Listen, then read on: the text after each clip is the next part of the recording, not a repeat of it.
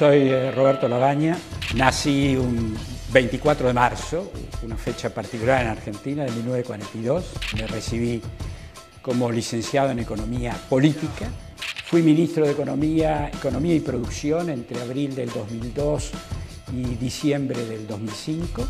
Si tuviera que darle un nombre a mi gestión, usaría la que en aquel momento usamos: normalización, reconstrucción y crecimiento.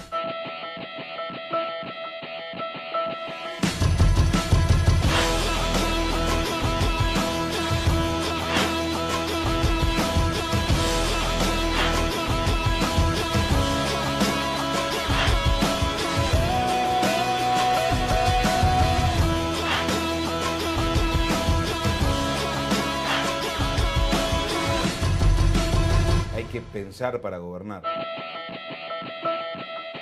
Hola, soy Lito Cruz y a partir de ahora comienza una nueva clase de este seminario audiovisual de 13 capítulos llamado Escuela de Gobierno. Un espacio de entrevistas exclusivas a los políticos más importantes de los últimos años, donde explican cuáles son las principales dificultades de gobernar y cómo las han sorteado. Hoy es el momento de que Roberto Labaña nos dé su experiencia del ejercicio del poder en primera persona. Una economía colapsa porque no tiene bancos, porque la gente no cree en ellos o porque los bancos están cerrados, es lo mismo. Todo terminó una vez más con el Estado quedándose con los ahorros. Nunca los sectores de más bajos ingresos, los sectores más pobres de la sociedad, le ganan a la inflación. Nunca. Roberto Labaña tiene una larga trayectoria en la función pública. En 1973 trabajó como director nacional de un área del Ministerio de Economía. Luego se dedicó al estudio de la realidad política desde varios organismos dedicados al análisis económico. También tuvo importantes cargos durante el gobierno de Raúl Alfonsín. En los primeros años de este siglo asumió en el Ministerio de Economía con una crisis enorme. Su gestión es reconocida por el fuerte crecimiento del PBI.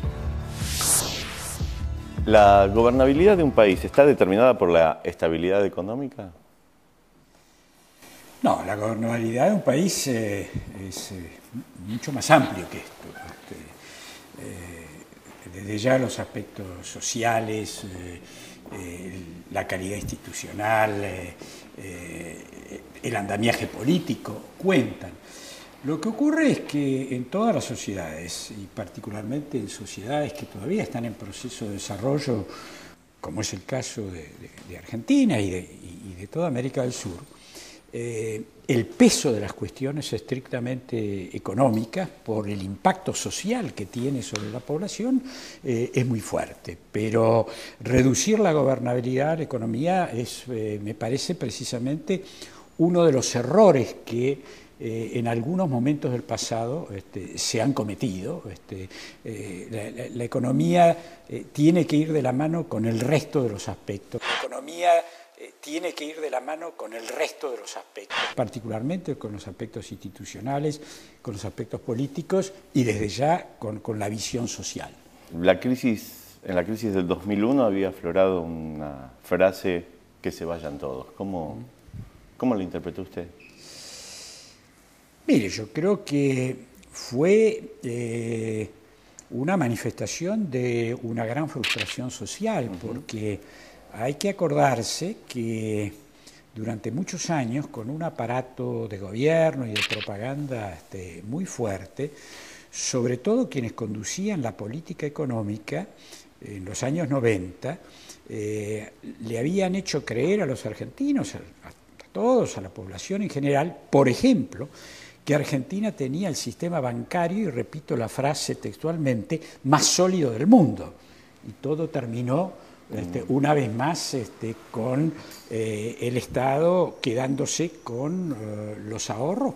Todo terminó una vez más con el Estado quedándose con los los ahorros, con el dinero de la gente, primero con el corralito y después con su consecuencia inmediata, que fue el corralón, es decir, también el control de los plazos fijos. De manera que el nivel de frustración que se produjo, acuérdese que la idea era que el país estaba entrando al primer mundo, sí. Hasta participaba de algún conflicto armado internacional y desfilaba por la Quinta Avenida.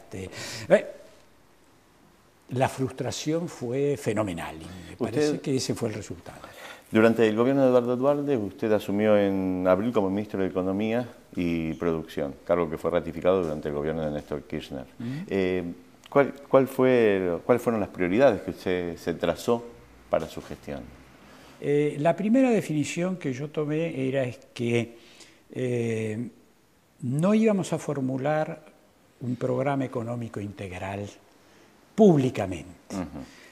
¿Por qué? Por lo que usted decía, porque como flotaba el clima del que se vayan todos, la credibilidad de los ministros, del gobierno en general y demás, era tan baja que lanzar uno de esos grandes programas económicos y demás, seguramente hubiera tenido un efecto o nulo o incluso le diría negativo.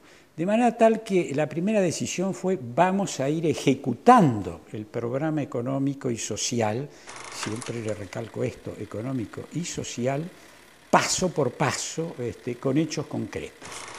Y entonces en los primeros días, por ejemplo, se tomó la decisión de cambiar el indexador de los créditos. La Argentina tenía la memoria de aquella resolución 1050 de la época del gobierno militar que quebró a muchas familias. Entonces era importante decir los créditos que tenían un nivel alto en aquel momento van a ser indexados por el salario y no por ningún otro dato. Y no pueden absorber más del 30% del salario. Se trataba de mostrar gestos de Entonces, credibilidad, ¿no? Es un gesto de decirle a la gente, miren, quédense tranquilos, no los vamos a volver a poner en la situación de lo que fue aquella circular a la cual circular del Banco Central a la cual hago mención.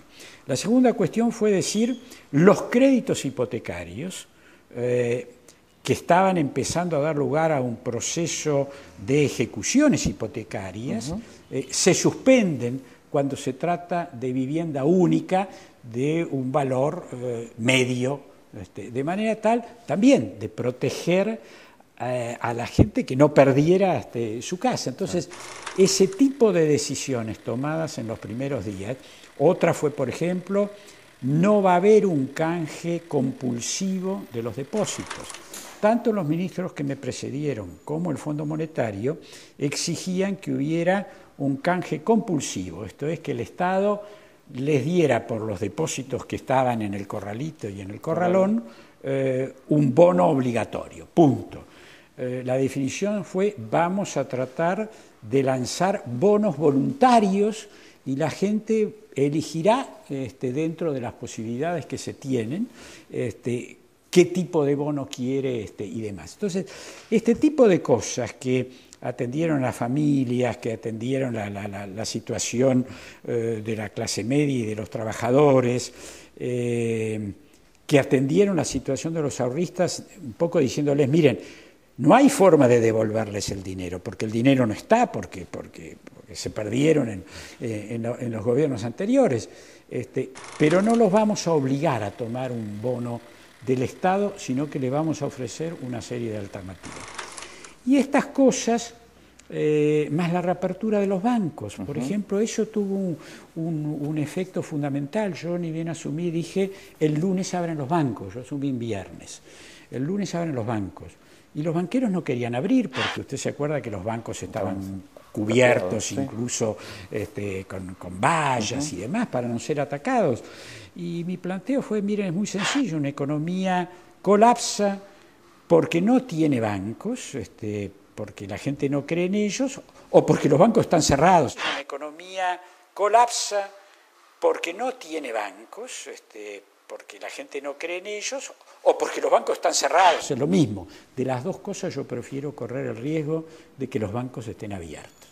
Los bancos abrieron el día lunes habían estado cerrados mucho tiempo y no pasó nada. Fue como que me parece que la gente sintió que no se les había vendido ninguna fantasía, que estaban apareciendo una serie de medidas que tendían a normalizar la situación. Tal es así que el programa económico para adentro, después se fue haciendo público, se llamaba de normalización, de recuperación y de crecimiento, porque ese era el proceso. Primero había que poner un orden en algo que estaba en un proceso totalmente descontrolado. En un artículo del libro que usted compiló, Pensando un País, usted habla de la necesidad de una refederalización, dice. ¿A qué se refiere con eso? Mire, ¿No somos un país federal? En la Constitución somos un país federal, obviamente. En la realidad, no. En la Constitución somos un país federal, obviamente. En la realidad, no. Los primeros 3, 4 meses, con muy pocas excepciones de provincias petroleras que tenían fondos propios, caso Neuquén, Chubut, Santa Cruz, los gobernadores tenían que venir permanentemente al ministerio a pedir fondos para pagar los sueldos de los maestros, de los enfermeros.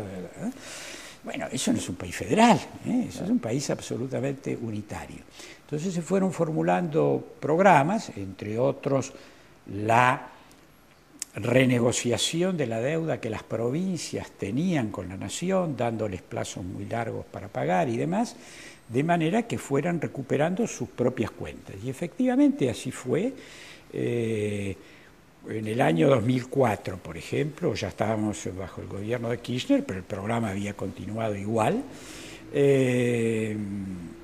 Y se repitió esto en el 2005. El conjunto de las provincias argentinas tenían superávit fiscal. Esto quiere decir que sus cuentas les daban para cubrir sus gastos, sus inversiones y demás. Y los ministros dejaron de venir a hacer cola al Ministerio de Economía a pedir recursos. Venían por otras cuestiones, por programas de inversión, por programas de producción, pero no venían a pedir para pagar sueldos. ¿Es bueno que un ministro de Economía tenga una destacada exposición pública? Mire, un poco lo que hablábamos antes, el peso de la economía es tal que es bueno que un ministro de Economía y su equipo, porque no es una persona, uno tiene que trabajar con un equipo. En Argentina ha habido muchos periodos de ministros que se tragaban todo, ¿no?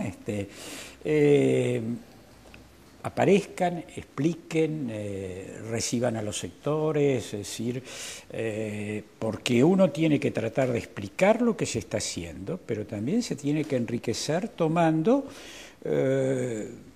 las experiencias, las realidades y demás que le traen los distintos sectores de la sociedad, de manera tal que como equipo tiene que estar presente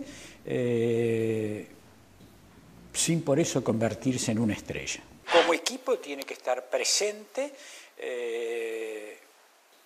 sin por eso convertirse en una estrella.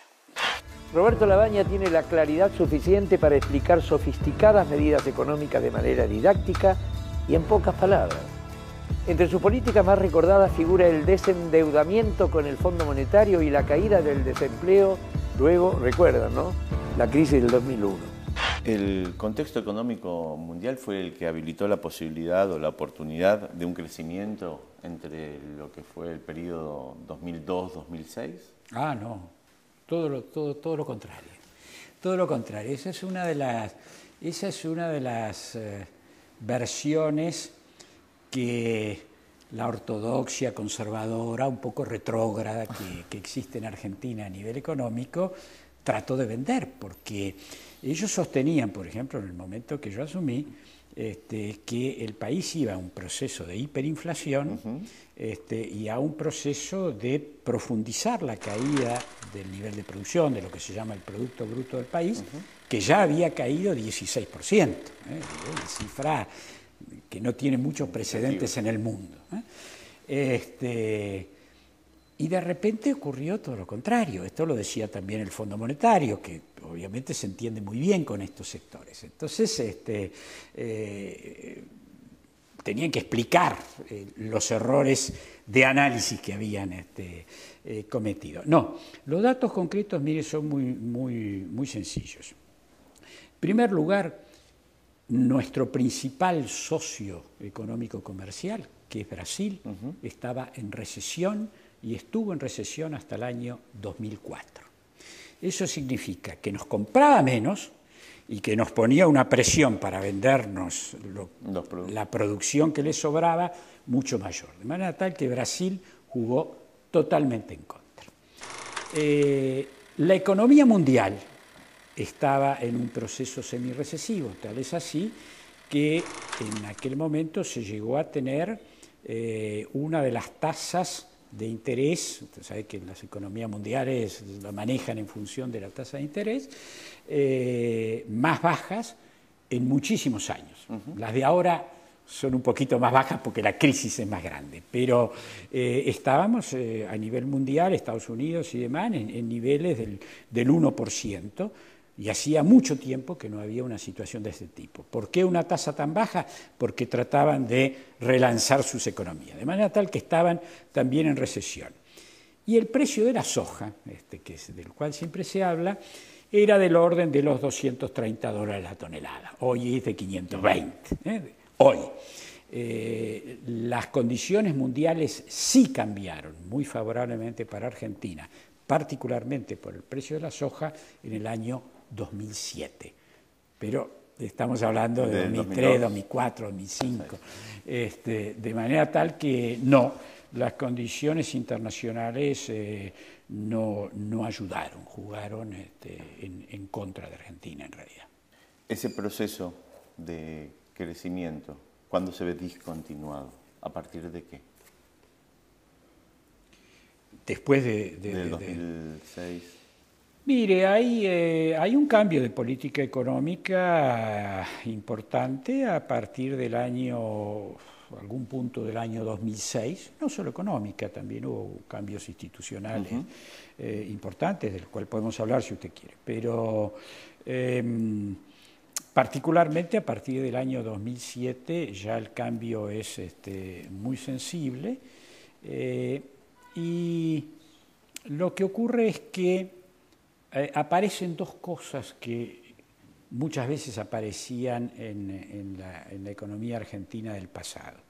Aparece la volatilidad, cuando uno va a las cifras reales, no a las cifras ficticias del INDEC, deja de haber un crecimiento como hubo en el periodo abril 2002, abril 2006, le diría que de 9% de crecimiento anual promedio acumulativo, muy estable, y empiezan a aparecer ondas, incluso 2009, en parte por impacto de la situación internacional, Argentina tiene una caída de su Producto Bruto. Y reaparece en el año 2007, y todavía está presente ahí, la inflación. Reaparece la inflación, que es un elemento destructor por antonomasia en términos sociales. Nunca los sectores de más bajos ingresos, los sectores más pobres de la sociedad, le ganan a la inflación. Nunca. Nunca los sectores de más bajos ingresos, los sectores más pobres de la sociedad, le ganan a la inflación. Nunca. Los sectores más altos se la pueden arreglar, tienen sus mecanismos, tienen conocimientos que les permiten eludir esto. Los sectores de clase media, de ingresos medios para abajo, esos sectores siempre pierden en un proceso de inflación. ¿El ciclo económico cumple esa rueda de 10 años como una conducta habitual o no? Sí, pero ¿sabe lo que ocurre? A ver si nos empezamos a convencer nosotros mismos que es natural que cada 10 años haya una crisis. No es natural. No es natural. Es fruto de los errores que se cometen, porque ¿qué pasó en el 2006? Mire, en el 2006 había un superávit en la cuenta en pesos, la caja en pesos, de el equivalente a 15.000 millones de dólares por año. Había un superávit en la caja en dólares, que es lo que se llama la cuenta corriente del balance de pagos, de 12.000 millones de dólares. Había un tipo de cambio, una relación entre el dólar y el peso real del orden de 1,80, lo cual le daba una gran protección a la industria y a los sectores de servicios argentinos y los protegía frente al mundo y le daba competitividad frente al mundo. Le toco esos tres temas. El superávit fiscal, la caja en pesos, desaparece ya en el año 2009. Viene la toma de los fondos de las AFJP, dura un poco más, pero 2010, 2011 y de aquí en más hay déficit de las provincias, que ya dejaron de ser independientes respecto del poder central, y hay déficit en la cuenta de la nación. El año pasado desaparece también el superávit en la cuenta en dólares, en parte porque a pesar de que la soja tiene un precio excepcional, ya quisiéramos haber tenido esos valores en el momento de salida de la crisis, a pesar de eso, las importaciones de energía son de tal magnitud que hoy ya no hay más superávit en la cuenta en dólares. Y la relación del peso y el dólar hoy es prácticamente 1-1 de vuelta. ¿Por qué? Porque la inflación, de la misma manera que se come los salarios, las jubilaciones, las pensiones, también se come el valor real del tipo de cambio. Entonces, hoy empiezan a aparecer estas prohibiciones a la importación, todas estas cosas absurdas que en general no sirven, sencillamente porque la inflación destruyó la competitividad de la economía argentina. ¿Y a usted qué motivos lo impulsaron a ser candidato a presidente? Esto que estamos hablando, más algunas cosas en el plano institucional. Es obvio que yo sabía que las posibilidades eran muy escasas, el gobierno todavía contaba con una situación económica, todavía tenía recursos en pesos, recursos en dólares, etcétera, etcétera. En el 2007 todavía, cuando yo fui candidato, uno tenía un gobierno que había cambiado de política y que a mi juicio había empezado a perder el rumbo, y tenía también sectores muy reaccionarios enfrente, muy de derecha, ¿no? Entonces, había un espacio por donde decir, no volvamos a una sociedad dividida en dos, hay un camino en el centro progresista. De hecho, el programa que nosotros sacamos se definía claramente como de centro, pero de centro progresista, porque como los de la derecha muchas veces se camuflan haciéndose de centro, había que ser muy, muy claro en esto. 2011 ya no. En 2011 la sociedad argentina estaba dividida absolutamente en dos, gobierno y antigobierno, 53-47, la peor de las situaciones para el progreso de un país. Dos cositas para terminar. Bueno. La primera, ¿debería existir a su criterio una escuela de gobierno, de formación para dirigentes políticos? Sí, claro. Para dirigentes políticos, para dirigentes de gobierno, para liderazgo y eso. Usted sabe que había una escuela de administradores gubernamentales, se llamaba, que en algún punto fueron repartidos en distintos ministerios. Y curiosamente, por supuesto era toda gente joven, curiosamente hubo algunos ministros que no lo devolvieron. A todos los que devolvieron los tomamos en el Ministerio de Economía, a todos, porque, digo, ¿qué sentido tiene que la gente haya estado 3 años, eran carreras del orden de los 3 años, formándose y demás, y que después les dicen, no, se la devolvían a la Secretaría de la Función Pública, cuando esa no era la idea era que se desparramaran. Bueno, hubo varios ministerios que se lo devolvieron, todos los tomamos en el Ministerio de Economía. Para terminar, 140 caracteres. ¿Qué le sugiere la idea de Estado? Mire, me sugiere la de un gran arbitrador, un gran incitador, un gran desafiador para la sociedad. Es decir, el Estado tiene que ser árbitro en los conflictos sociales que en cualquier sociedad existen, y donde el Estado tiene que ser eficiente en el proceso de cómo se relaciona con la globalización. ¿Democracia? Mire, la democracia, para que sea en serio, empieza por elecciones limpias. ¿Poder? Es un arma de doble filo. Es un arma de doble filo porque usted necesita poder para gobernar, tiene que estar dispuesto a ejercer el poder, pero si se equivoca y en el proceso de ejercicio del poder no busca ciertos consensos mínimos y demás, sin paralizarse, termina con una sociedad dividida. ¿Economía? Y economía, usted sabe que los economistas, la economía se llama la ciencia triste. La economía se llama la ciencia triste.